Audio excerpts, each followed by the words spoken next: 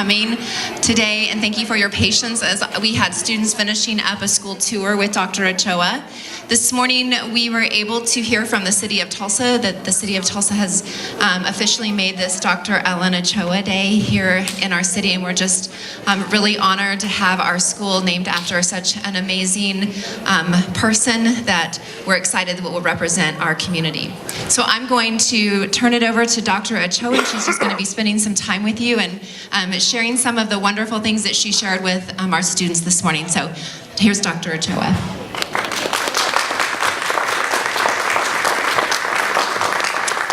Well, thank you for coming over today and being part of this special day for me. It's just really a thrill for me to be here at this beautiful, beautiful school.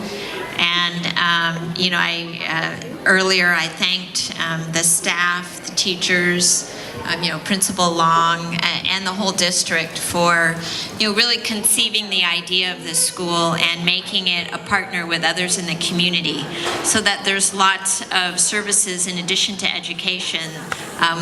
There will be a health clinic, and there will be ways for really families to get involved. My parents were very interested in education, and they really talked to my brothers and sisters and I have 4 brothers and sisters, about the importance of education. My dad's family came from Mexico, and he grew up in California and was able to go to the U.S. Naval Academy and get a college degree without his family needing to pay any tuition. In fact, I spent 10 years in college and never had to pay tuition because of scholarships and fellowships and things like that. My mom grew up in Tulsa. She was born here. She lived here till she went to high school, and then her family moved to California. But she wasn't able to go to college as a young woman, but later on, when she was raising my brothers and sisters and I, she was so interested in learning that she would take maybe 1 college class a semester, sometimes 2, as we were in school as well. And she did that over 20 years and finally got a college degree 2 years after I got it. So she was just somebody who was very interested in learning, and that really rubbed off on my brothers and sisters and me. And all 5 of us went to college, got college degrees. Most of us have advanced degrees. I have 2 brothers who work in education.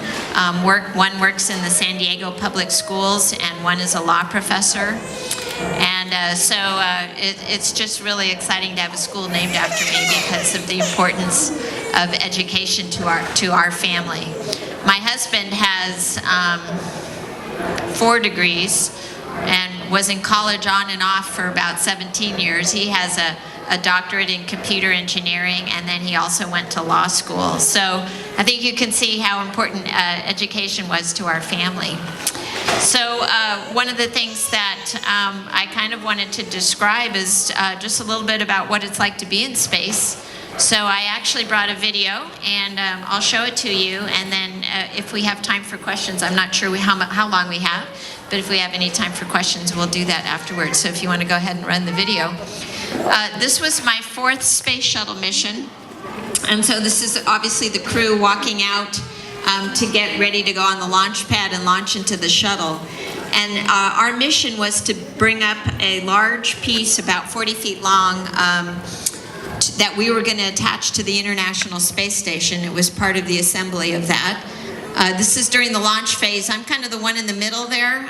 So the front row is the commander and pilot, and then I was the flight engineer assisting them during the launch.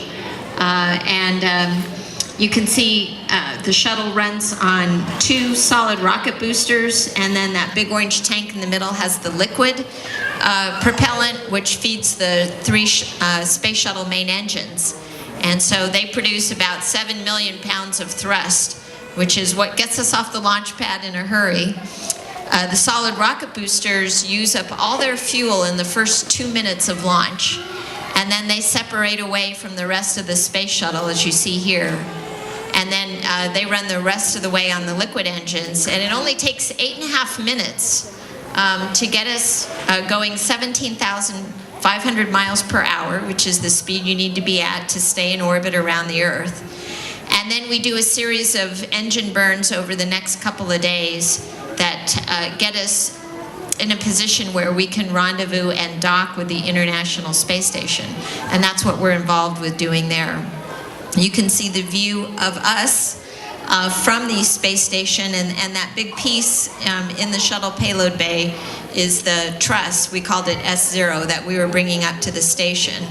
And this is a view that we had of the station as we're getting close, and we're going to dock with that sort of where that silver circle is. As we're getting close, you can look out the aft windows of the shuttle and you can see the space station coming into view. We're actually flying up to meet it, even though it looks a little bit the other way around. And this is what it looked like right as we were coming into contact. And then we had to pull the two vehicles together and make a leak-tight seal. That's our commander, Mike Bloomfield. He was happy with his flying. And then we opened the hatch and we met the 3 crew members who were already on the station. That's the commander, Yuri Onofrenko, a Russian cosmonaut, and then 2 other NASA astronauts who were on board.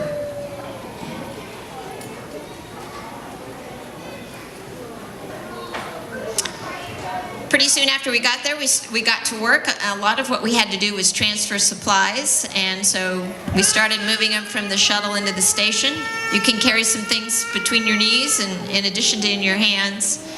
And then the next day is when we really started the major part of our mission. And so I was operating the robot arm along with a couple of other astronauts, and we used it to attach to the S0 truss and pull it out of the shuttle bay. And this is the robotics workstation. So we're operating the robot arm from here. You can see there's no windows. We're really just using camera views and trying to use those to move it where it needs to go. Good view of the Earth behind. You can actually see the Nile River in that photo there as we're moving this around. And then this is near the end where we're moving it really onto the top of the station. And that claw on the right there is going to grab a rod and sort of make the first connection that will attach the S0 truss. That's Dan Birch working with me on the robot arm.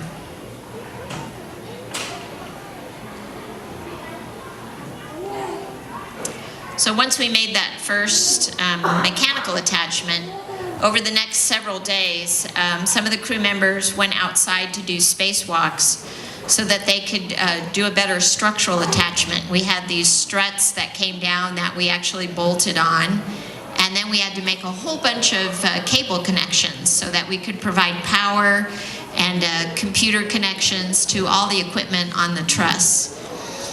So what you see in these views is our spacewalking astronauts. They're wearing helmets that have cameras, and so these cameras are providing this view, and you can see the hands of the astronauts as they're doing the work, as they're making connections, as they're bolting these struts, and doing everything that we need to sort of bring all of the equipment on the truss to life, using power tools.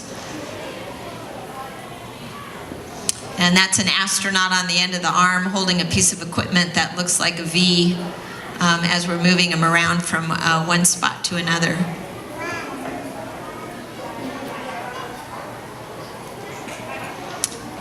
And here's at the end of a spacewalk what it looks like when we bring them back in and we kind of attach them to the wall, and then we can get them out of their spacesuits. And then this just shows us eating a meal in the shuttle at the end of one of the long days that we have in space.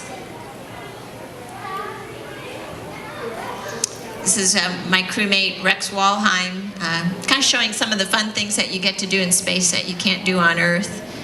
Another crewmate, Steve Smith, showing what happens when you let water loose out of a straw or out of a bag. So after we'd been at the station about a week, we were really done with our part of the mission, and so we needed to close the hatch. The 3 station crew members were going to stay in space another couple of months or so, but we were going to get ready to come home. So the first thing we had to do was prepare to undock from the space station, and our pilot, Steve Frick there, was at the commands as we did that. And we backed away about 400 feet, and then we started to fly around the station one complete time. in order to do some photo documentation so we knew exactly the configuration of everything on this station. And that's what it looked like when we backed away and the sun came out. And then we started to fly around, and that was a view that the station astronauts took of us as we're doing this fly around. You can see our payload bay is empty now since we attached the truss to the station. That's what the station looked like when we were about halfway around, and we're taking some photos there. And then when we finished the fly around, that was probably the last good view we had of the International Space Station before we did another burn and moved much further away. And then we started to prepare to come back to Earth. So one of the important things that we need to do is close the payload bay doors as we do that, and that's what's happening in this view. Then we have to get our launch and entry suits on. They help protect us for certain kinds of emergencies or problems that we might have on re-entry. And then this is just really the final couple of minutes of entry. We're over the coast of Florida. The commander's flying the vehicle. Through the heads-up display, he can see what altitude we're at, about 13,000 feet. How fast we're going, about 290 knots. And then you can see actually the runway up at the top there. So we're headed for the runway. And when we reach about 2,000 feet, that's when we actually start to pull up. And then when we get down to about 300 feet, that's when we put the landing gear down, and that's shown in this next photo here. So no landing gear, but they're about to come down.